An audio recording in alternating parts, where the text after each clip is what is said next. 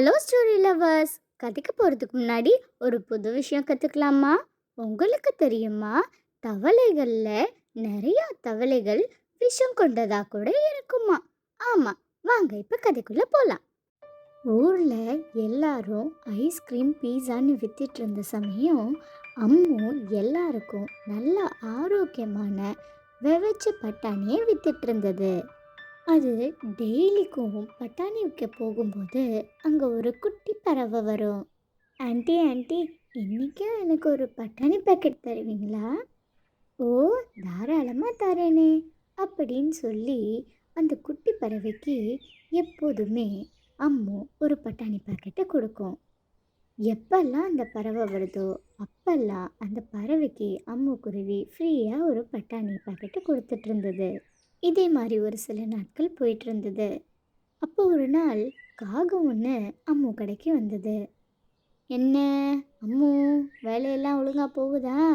எனக்கு ஒரு பட்டாணி கொடு. ஓ, தரேனே அப்படின்னு சொல்லி அம்மு ஒரு பட்டாணி பாக்கெட்டை கொடுத்தது. ஆ அம்மு, நல்ல டேஸ்டாக இருக்குது.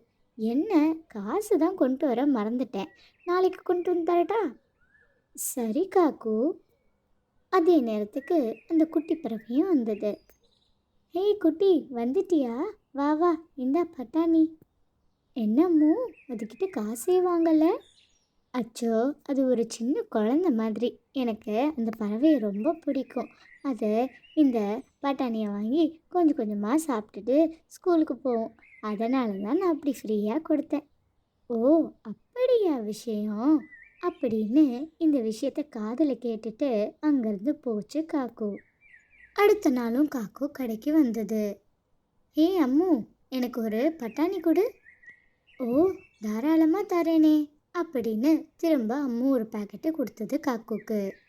அதை சாப்பிட்டுட்டு மறுபடியும் காக்கு சொல்லிச்சு, அச்சோ, இன்றைக்கும் நான் என்னோட வாலெட்டை மறந்து வச்சுட்டு வந்துட்டேனே, நான் நாளைக்கு தரேன். காக்கு, நாளைக்கு மறக்காமல் தந்துடுவீங்கல்ல? இதோட 2 நாள் ஆச்சு. ஆ, கண்டிப்பாக தரேன் அப்படின்னு சொல்லிட்டு போன காகம் அடுத்த நாளும் வந்தது. அம்மு, ஒரு பட்டாணி கொடு. காக்கு, இன்னைக்கு 3வது நாள். இன்னைக்குனாவது என்னோட காசு கொடுக்குறீங்களா?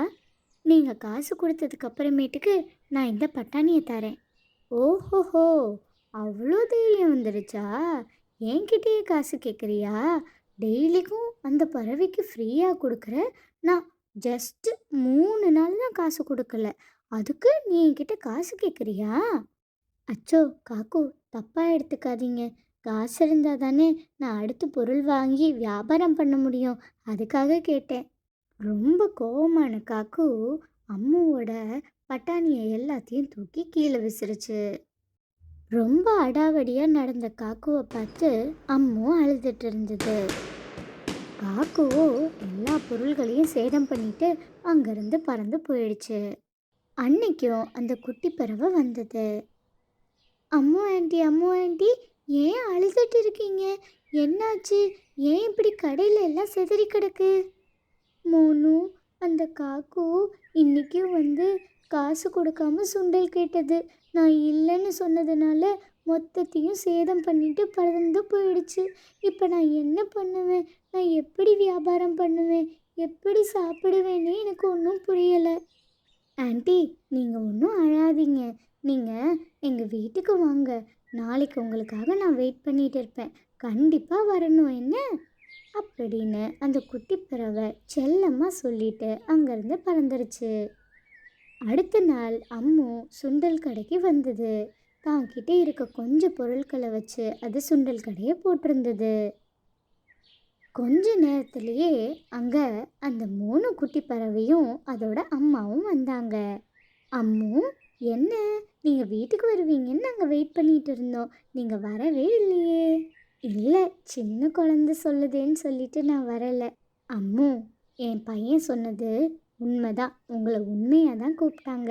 நீங்கள் வாங்க, இப்போ எங்கள் வீட்டுக்கு போகலாம் அப்படின்னு சொல்லிட்டு 3 பறவைகளும் 3 வீட்டுக்கு போனாங்க. அம்மு, உங்களுக்கு தெரியுமா, 3 சரியாகவே சாப்பிட்றதில்ல. நாங்கள் ரொம்ப பெரிய பணக்காரவங்க. ஆனால் இந்த 3 எதையுமே விரும்பி சாப்பிட மாட்டான்.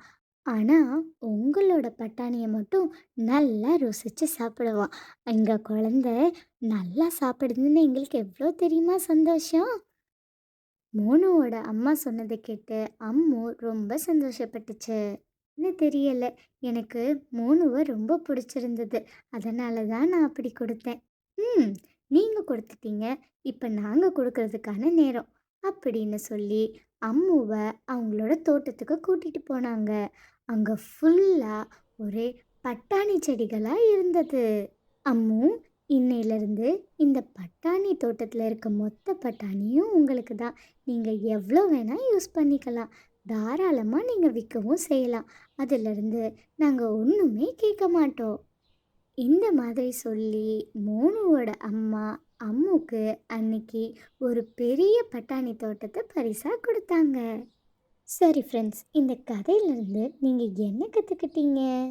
நம்ம யாருக்காவது எப்பயாவது தெரியாமல் பண்ணுற உதவி நமக்கே பின்னாடி பெரிய உதவியாக வந்து முடியும். சரி ஃப்ரெண்ட்ஸ், உங்களுக்கு என்னையும் என் கதையும் பிடிச்சிருந்தா லைக் பண்ணுங்கள், ஷேர் பண்ணுங்கள், கமெண்ட் அண்ட் சப்ஸ்கிரைப் பண்ணுங்கள். அண்ட் மறக்காமல் நோட்டிஃபிகேஷன் பெல்லை கிளிக் பண்ணிக்கோங்க. பாய் பாய்.